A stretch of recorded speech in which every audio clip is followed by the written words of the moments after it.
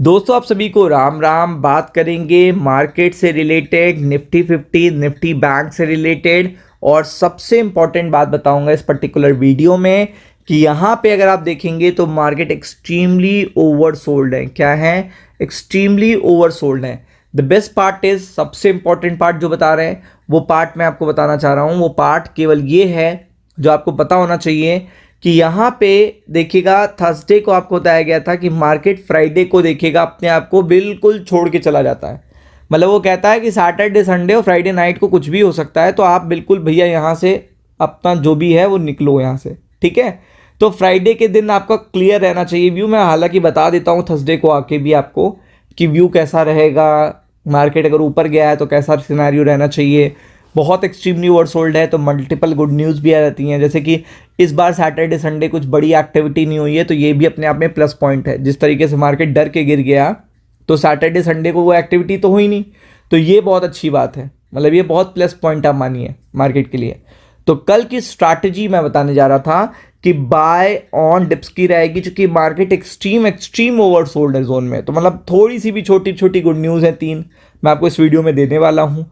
तो वो particular news ये देखिएगा, छोटे छोटे रिएक्शन भी देंगे ना तो वो भी बहुत अच्छे हैं बाय ऑन डिप्स। यानी मार्केट का कंप्लीटली गैप डाउन भी खुलता है तो भी आपकी पर्टिकुलर ये स्ट्रैटेजी वर्क करेगी। तो ये तो हो गया दोनों ही निफ्टी बैंक।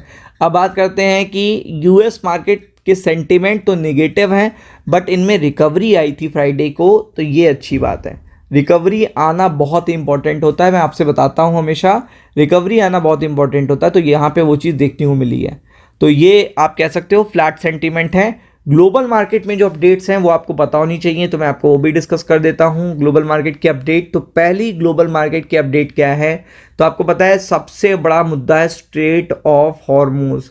ये यूरोप के लिए और यूएस के लिए सबसे बड़ा मुद्दा है। इसमें कोई भी एक्टिविटी पॉजिटिव हो या निगेटिव हो, दोनों का इंपैक्ट पड़ेगा। Be prepared for it. ये तो हो गया सीधा सीधा मुद्दा।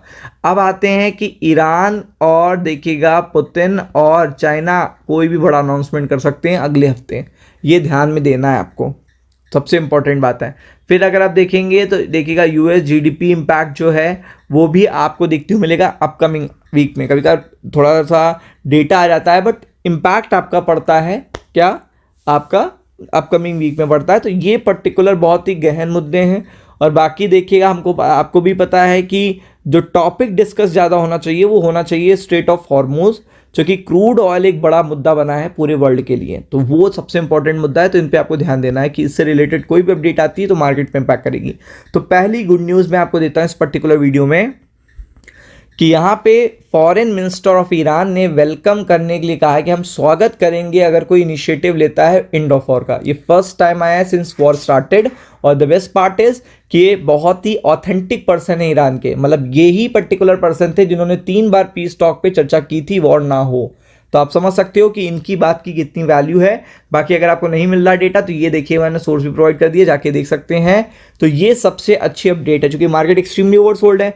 तो ये गुड न्यूज़ है। इवन इन्होंने ये भी बताया है कि हम कुछ कुछ देशों के लिए स्ट्रेट ऑफ हॉर्मुज को खोलेंगे भी।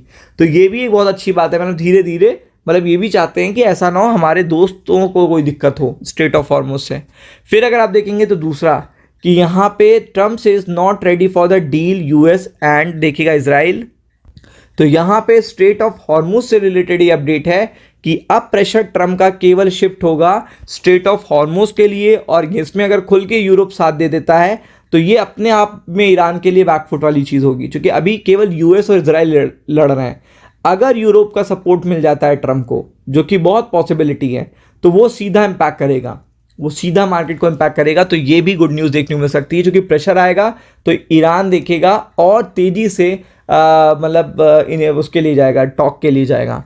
और मार्केट आप देख सकते हो एक्सट्रीमली ओवरसोल्ड है, निफ्टी बैंक भी, निफ्टी 50 भी। तो मेरे हिसाब से अगर 23,000 के आसपास भी खुलते हैं या 23,100 के आसपास खुलते हैं, तब भी आपको ऊपर के लेवल के लिए फोकस करना है 23,340। और अगर इसके ऊपर जाता है तो कंफर्टेबली देखिएगा 23,500। तो इन पर्टिकुलर लेवल को देखते हैं। एक्सट्रीमली देखिएगा अगर ओवरसोल्ड है तो आपको 150 प्लस पॉइंट निफ्टी 50 में देखने को मिलेंगे। और निफ्टी बैंक में अगर आप बात करेंगे तो आप देख सकते हो कि बहुत बड़ी गिरावट थी। तो यहाँ पे 53,000 देखिएगा 440 बहुत ही इंपॉर्टेंट एक्सट्रीमली सपोर्ट है। और अगर इसके नीचे खुलते हैं तो बहुत ही अच्छी बात है, और यहाँ पे खुलते हैं तब भी बहुत अच्छी बात है। लेकिन ऊपर 54,000 देखिएगा, ये है आपका फर्स्ट रेजिस्टेंस। ये ब्रेक होता है तो काफ़ी अच्छी चाल देखने को मिलेगी। मतलब जब भी कोई गुड न्यूज़ आएगा और रिकवरी होने लगी तो उस समय शॉर्ट पोजीशन ना बनाइएगा तुरंत। मतलब अगर रिकवरी हो रही है, तेज़ी से हो रही है 500-700 पॉइंट की, तो आप उस समय शॉर्ट पोजीशन ना बनाओ, फिर आप थोड़ा वेट कर लो। चूँकि बहुत ज़्यादा मार्केट गिरा हुआ है तो कभी भी कुछ भी देखेगा, पूरा सिचुएशन ही पलट सकती है। तो ये गुड न्यूज़ है, कल के लिए फोकस करिएगा। राम राम।